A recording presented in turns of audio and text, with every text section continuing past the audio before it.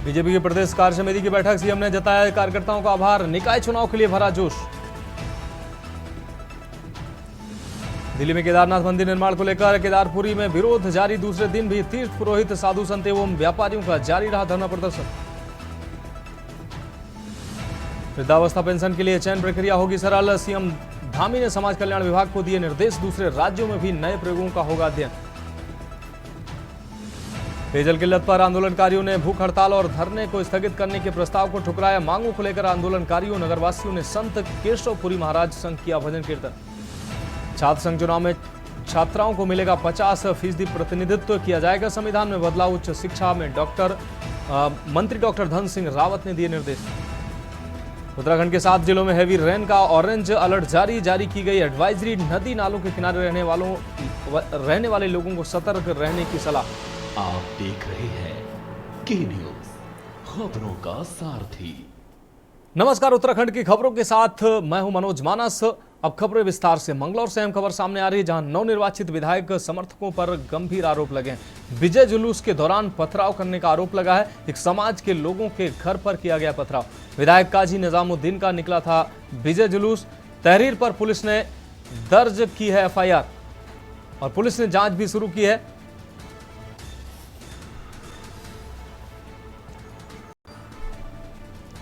तो तहरीर पर पुलिस ने एफआईआर दर्ज कर जांच शुरू कर दी है। नवनिर्वाचित विधायक समर्थकों पर गंभीर आरोप लगे हैं। विजय जुलूस के दौरान पथराव करने का आरोप लगा है। एक समाज के लोगों के घर पर पथराव किया है। आपको बता दें, मंगलौर से इस वक्त की अहम खबर, नवनिर्वाचित विधायक समर्थकों का जुलूस निकला, विजय जुलूस के दौरान पथराव करने का आरोप लगा है।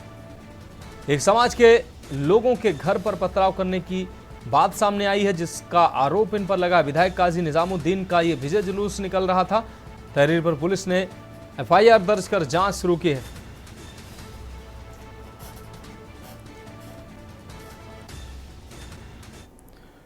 अब रुक करेंगे अगली खबर का। खबर देहरादून से है, जहां भाजपा कार्य समिति की बड़ी बैठक आयोजित की गई है। बैठक में मुख्यमंत्री पुष्कर सिंह धामी, केंद्रीय मंत्री मनोहर लाल खट्टर, भाजपा प्रदेश प्रभारी दुष्यंत कुमार गौतम, भाजपा प्रदेश अध्यक्ष महेंद्र भट्ट समेत सभी अन्य वरिष्ठ नेता भी उपस्थित रहे।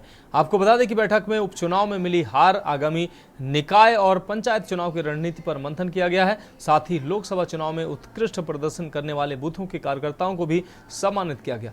वहीं मुख्यमंत्री पुष्कर सिंह धामी ने कहा कि बैठक में आगामी कार्यक्रमों पर चर्चा की गई है। बैठक में प्रधानमंत्री नरेंद्र मोदी के तीसरी बार प्रधानमंत्री बनने पर धन्यवाद प्रस्ताव पारित किया गया है।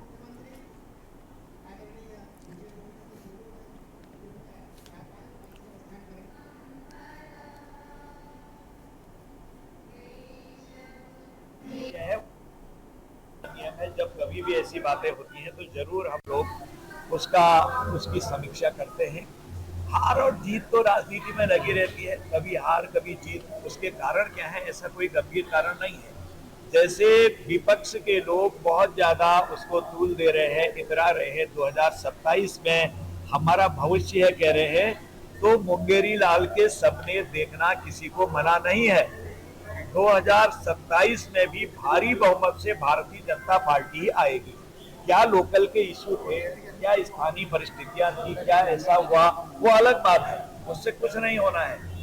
और देखिए, देश में इस तरह से इतरा रहे थे सदन के अंदर जैसे बहुत बड़ा काम कर लिया हो। अरे 99 तो आए हैं आप, 99 के फेर में है अभी आप।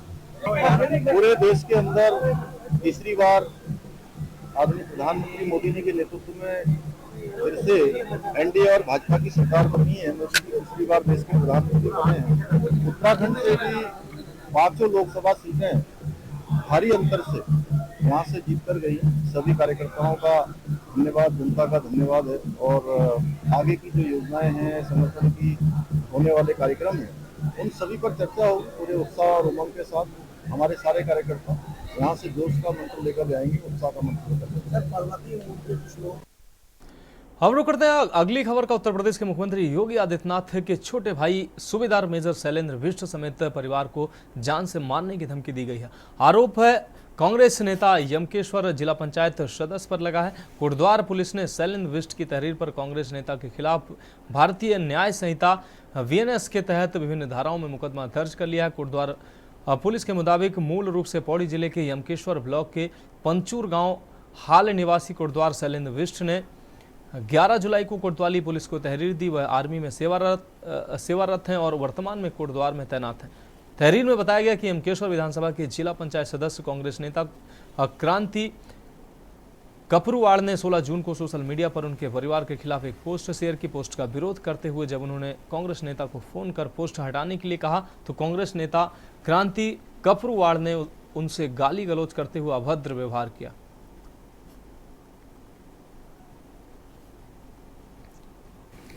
शैलेश जी हैं जो कि कोटद्वार में पोस्टेड है आर्मी में, उनके द्वारा बताया गया था कि 3-4 दिन पहले एक व्यक्ति है क्रांति कपरवाण, उसके द्वारा फेसबुक पर भी लगातार शैलेश बिजी और उनके परिवार के प्रति कुछ अभद्र टिप्पणियां की जा रही हैं। साथ ही साथ फ़ोन पे भी धमकी दी गई है। तो इस तहरीर के बाद मुकदमा दर्ज कर लिया गया है और विवेचना की जा रही है। रुक रही अगली खबर का युवा कांग्रेस कोटद्वार के जिला अध्यक्ष विजय रावत के नेतृत्व में एक दल ने झंडी चौड़वा कनौ घाटी, आपको बता दें कलाल घाटी के प्राथमिक स्वास्थ्य सेवा केंद्रों पर दौरा कर इमरजेंसी सेवाओं को तुरंत शुरू करने की मांग की है। गौरतलब है कि पिछले साल मालन पुल के क्षतिग्रस्त होने तथा मोटा डाक काजवे वैकल्पिक मार्ग के भी क्षतिग्रस्त होने के बाद भावर कोटद्वार की करीब 50,000 की आबादी मुख्य रूप से प्राथमिक स्वास्थ्य केंद्रों पर ही निर्भर है। परंतु सरकार की उदासीनता के चलते इन प्राथमिक स्वास्थ्य केंद्रों पर इमरजेंसी सेवाएं उपलब्ध नहीं है, जिससे आम जनता को उपचार के लिए भारी परेशानियों का सामना करना पड़ रहा है। इसके मद्देनजर यूथ कांग्रेस के जिला अध्यक्ष विजय रावत ने मौके पर जाकर झंडी चौड़ प्राथमिक चिकित्सा इंचार्ज डॉक्टर मसरूफ अली से तुरंत इमरजेंसी सेवा बहाल करने की मांग की है। साथ ही झंडी चौड़ और कलाल घाटी प्राथमिक स्वास्थ्य केंद्रों पर जाकर स्थानीय जनता से बात की और कहा कि मौके पर ही मुख्य चिकित्सा अधिकारी डॉक्टर प्रवीण कुमार एवं ब्लॉक चिकित्सा अधिकारी डॉक्टर अश्विनी कुमार से फोन पर वार्ता करके तुरंत इमरजेंसी सेवा बहाल करने की मांग की है, जिससे आम जनता को उचित उपचार मिल सके।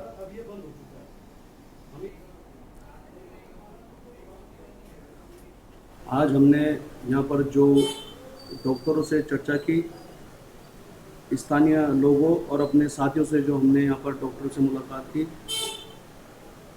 विगत 1 साल पहले यहाँ पर मालन का पुल टूट गया था, जो 1 वर्ष होने के बाद भी जो मालन का पुल नहीं बन पाया है वो तो बहुत कहीं ना कहीं दुर्भाग्यपूर्ण है। और मोटरढांग में एक वैकल्पिक मार्ग भी यहाँ पर तैयार किया गया था, जो भी 2 बार टूट गया है, जिससे भावर की जनता में काफ़ी रोष है। अब बात करेंगे अगली खबर की। मुहर्रम और कांवड़ मेला के अंतर्गत कोतवाली परिसर में एक पीस कमेटी की मीटिंग आयोजित की गई है, जिसमें नगर क्षेत्र के साथ साथ ग्रामीण क्षेत्रों के सभी संभ्रांत लोगों ने शिरकत की है। आपको बता दें कि आगामी बुधवार 17 जुलाई को मुहर्रम का त्योहार है। इसी के साथ ही कांवड़ मास का महीना शुरू होने वाला है। इन दोनों त्योहारों को लेकर काशीपुर के कोतवाली परिसर में सीईओ अनुष्का बडोला के नेतृत्व में एक शांति मीटिंग का आयोजन किया गया, जिसमें नगर के कोतवाल आशुतोष सिंह समेत नगर क्षेत्र की समस्त चौकियों की पुलिस शांति मीटिंग मौजूद रही। इस दौरान आए लोगों ने अपने अपने विचार रखे। मीटिंग के दौरान अंजुमन सिरते हुसैन मुहर्रम कमेटी के अध्यक्ष चौधरी इनाम हुसैन एडवोकेट ने बताया कि मुहर्रम का त्यौहार आगामी 17 जुलाई को संपन्न होगा।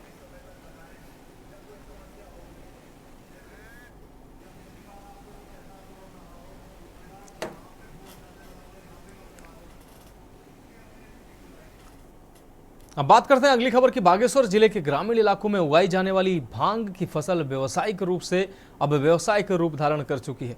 बागेश्वर में बड़े पैमाने पर हो रही भांग के कारोबार पर रोक लगाने के लिए पुलिस पटवारियों से खेत मालिकों का ब्यौरा निकाल रही है। ब्यौरा निकालकर एनडीपीएस के तहत मुकदमा लिखने की बात कह रही है। बागेश्वर जिला नशे के अत्यधिक कारोबार के कारण रेड जोन में आता है। एसपी बागेश्वर अजय कोंडे के कहने पर उनका कहना है कि जिला स्तर पर भांग की खेती को खत्म करने के लिए 2 टीमें बनाई गई हैं। ज़्यादा से ज़्यादा भांग की खेती का कटान करने के लिए मशीनों को भी उपयोग में लाया जा रहा है। बागेश्वर के ग्रामीण स्तर पर भांग की व्यावसायिक खेती करने वालों को बख्शा नहीं जाएगा। साक्ष्य अधिनियम के नए प्रावधानों के तहत व्यावसायिक भांग के खेतों और खेत मालिकों की वीडियोग्राफी भी की जाएगी।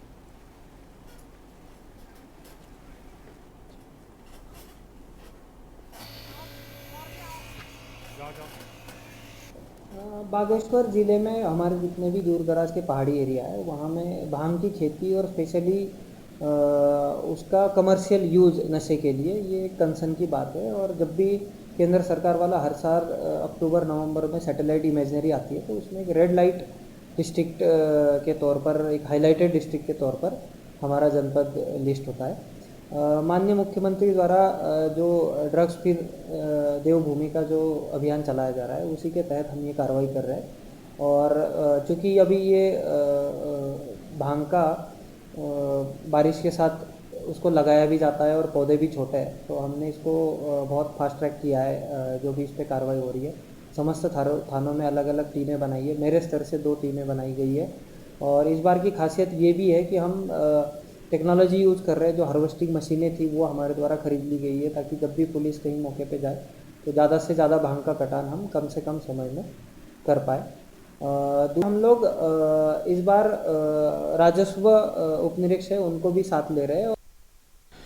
अब बात करेंगे अगली अहम खबर की। पहाड़ का अपना बैंक नैनीताल बैंक में साइबर ठगों ने सेंध लगाई है, जिससे ग्राहकों में भी हड़कंप मचा हुआ है। नोएडा सेक्टर 62 से 16 करोड़ से ज़्यादा पैसा आरटीजीएस से चैनल हैक कर 84 बार अलग अलग खातों में शिफ्ट करने से हड़कंप मच गया। खुलासा तब हुआ जब बैंक में बैलेंस शीट का मिलान किया गया। हालांकि इस मामले में बैंक प्रबंधन ने साइबर थाने में मुकदमा भी दर्ज किया है और बैंक प्रबंधन ने ग्राहकों को भरोसा दिया है कि सभी का पैसा सुरक्षित है। मामला 16 से 20 जून का है। आपको बता दें कि नैनीताल बैंक पहाड़ का अपना बैंक है। भारत रत्न गोविंद वल्लभ पंत ने इसकी नींव 1922 में रखी थी। नैनीताल बैंक मुख्यालय ने अब इस मामले में अपना पक्ष रखते हुए साइबर क्राइम में बैंक के किसी भी ग्राहक के पैसों का कोई नुकसान नहीं हुआ है, ऐसा मैसेज आम लोगों को दिया गया है।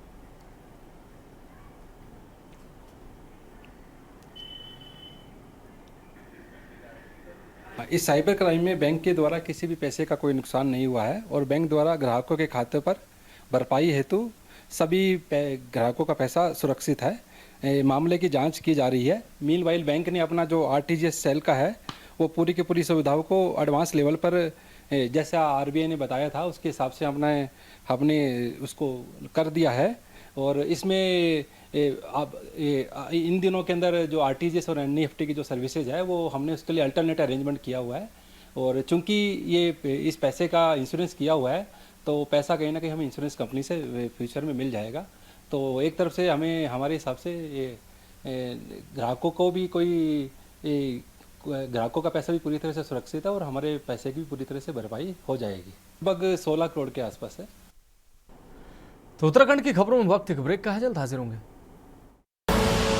आप देख रहे हैं के न्यूज, खबरों का सारथी। ब्रेक के बाद उत्तराखंड की खबरों में एक बार फिर से आपका स्वागत है। अब रुक करेंगे अगली खबर का। दिल्ली में केदारनाथ मंदिर की आपको बता दें प्रतिकृति बनाए जाने के विरोध में केदारनाथ धाम में तीर्थ पुरोहितों ने एक दूसरे दिन भी धरना प्रदर्शन अपना जारी रखा और नारेबाजी भी की। इस मामले में कोई कार्रवाई न होने पर तीर्थ पुरोहित समाज के साथ ही चारधाम महापंचायत ने आंदोलन को तेज करने की चेतावनी दी है। तीर्थ पुरोहितों का कहना है कि दिल्ली में केदारनाथ मंदिर का निर्माण धार्मिक परंपरा के विपरीत है। सनातन परंपराओं के खिलाफ इसका निर्माण किया जा रहा है। बाबा का वास हिमालय में है और आप उस नाम का दुरुपयोग ना करें। इस प्रकार के कार्य को शीघ्र बंद किया जाए।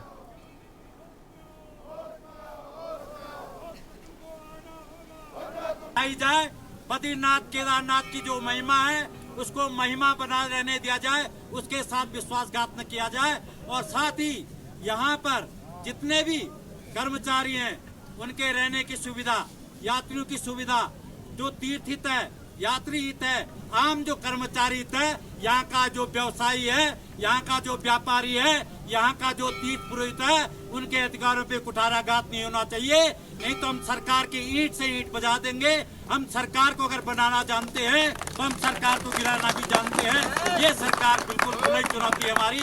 यहाँ का डीएम सुन ले, यहाँ का कोई अधिकारी सुन ले, मैं जो भी बात कहता हूँ मैं दावे के साथ कहता हूँ और कहीं मैं गलत नहीं कहता हूँ। बढ़ेंगे अगली खबर की ओर। कुमाऊं कमिश्नर दीपक रावत ने आज हल्द्वानी में एसडीएम कोर्ट, सिटी मजिस्ट्रेट कार्यालय और प्राधिकरण दफ्तर में छापेमारी की। कुमाऊं कमिश्नर दीपक रावत की छापेमारी से अधिकारी और कर्मचारियों में हड़कंप मच गया। इस दौरान कुमाऊं कमिश्नर ने सबसे पहले कर्मचारियों को उपस्थित रजिस्टर को चेक किया और दफ्तर में नहीं पहुंचने वाले कर्मचारियों के बारे में जानकारी ली। इसके बाद प्राधिकरण ऑफिस में फाइलों को देखा और पेंडेंसी कम करने के साथ ही सभी फाइलों की स्कैनिंग के निर्देश दिए हैं। कमिश्नर दीपक रावत ने आपको बता दें संबंधित जेई से 3 दिन में स्पष्टीकरण मांगते हुए जांच के आदेश दिए हैं। उन्होंने कहा कि लोगों को नक्शों से संबंधित कार्यों में किसी तरह की कोई दिक्कत न हो, इसका विशेष ध्यान रखा जाए और फाइलों का तत्काल निस्तारण भी होना चाहिए।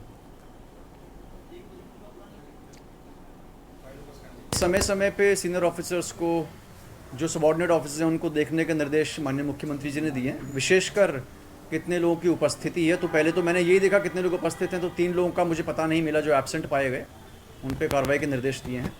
दूसरा, माननीय मुख्यमंत्री जी ने कहा है कि पब्लिक से रिलेटेड जो काम है, जैसे नक्शे तो आप जानते हैं लोग आवेदन करते हैं या चालान भी होता है, तो उसका डिस्पोजल होना चाहिए, वो मैं देखने यहाँ पे आया था। तो एक तो यहाँ पे ये जो दिक्कत मुझे लगी कि जो फाइल्स हैं इसमें, क्योंकि यहाँ पे 2 अधिकारी हैं, उनके कोर्स चल रहे हैं, तो उनका जो लेखा जोखा है एक साथ दिया जा रहा है। तो पहले निर्देश तो मेरे ये हैं कि इनको अलग अलग करें। सेकेंडली, जो व्यावसायिक मामले हैं और जो आपके गैर व्यावसायिक मामले हैं, डोमेस्टिक हैं, इनका विवरण भी अलग अलग होना चाहिए। काफ़ी जगह मैंने देखा कि नोट शीट्स पे भी सिग्नेचर नहीं है। और ईयर वाइज जो फाइलों का लेखा जोखा रहना चाहिए कि कौन सा मामला कब से चल रहा है, कितने मामले ज़्यादा पुराने हैं, ताकि उनको वरीयता मिल सके और डिस्पोजल हो, वो भी नहीं है। तो उसके कंप्लायंस के लिए यहाँ पे कहा गया। एक अच्छी बात यहाँ पे ये मिली कि जो डिस्पोजल होना चाहिए 15 दिन में आपके घरेलू नक्शे का, 30 डेज में व्यावसायिक का, तो वो डिस्पोजल अच्छा है।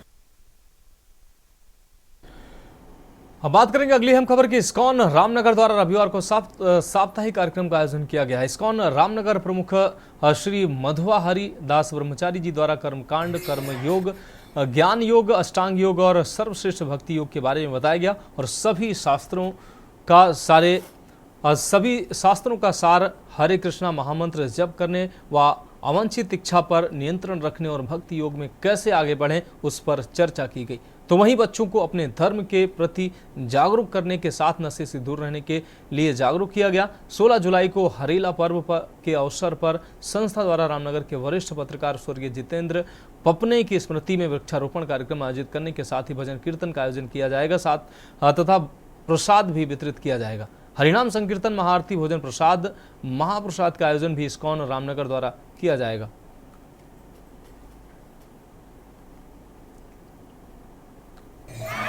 ये जो कार्यक्रम है पिछले 2 साल से यहाँ पे हो रहा है रामनगर में। तो ये इस्कॉन नाम की संस्था है, पूरे विश्व में कृष्ण भक्ति का प्रचार करती है, भगवत भक्ति का प्रचार करती है।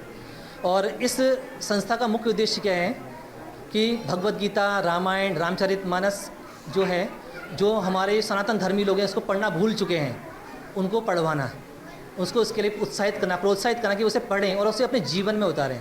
जैसे आप देखेंगे इतने सारे बच्चे बैठे हैं, ये सब भगवत गीता पढ़ते हैं, भगवत गीता के श्लोक इन्हें याद हैं, है ना, और रोज़ भगवान के नाम का जाप भी करते हैं, वैदिक संस्कृति को फॉलो करते हैं, जिसके कारण ये लोग जितने भी ऐब होते हैं सबसे दूर हैं।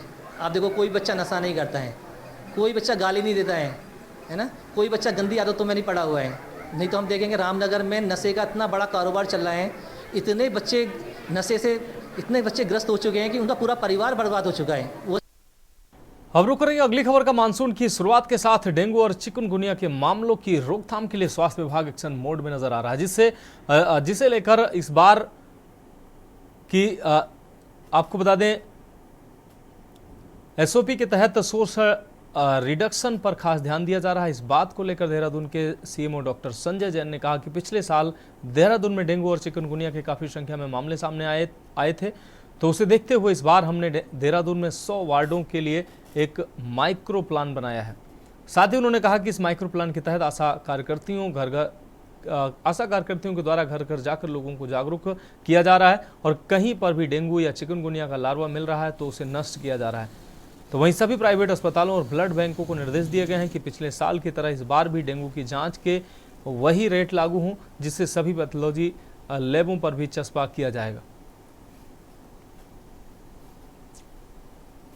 जैसा कि आपको मालूम है कि मानसून शुरू हो चुका है। मानसून शुरू होने के बाद जनपद देहरादून पिछले साल काफ़ी डेंगू के मरीज आए थे, तो उसी की रोकथाम के लिए हमारे द्वारा इसमें अपनी विभागीय तैयारियां हमारे द्वारा शुरू की जा चुकी हैं।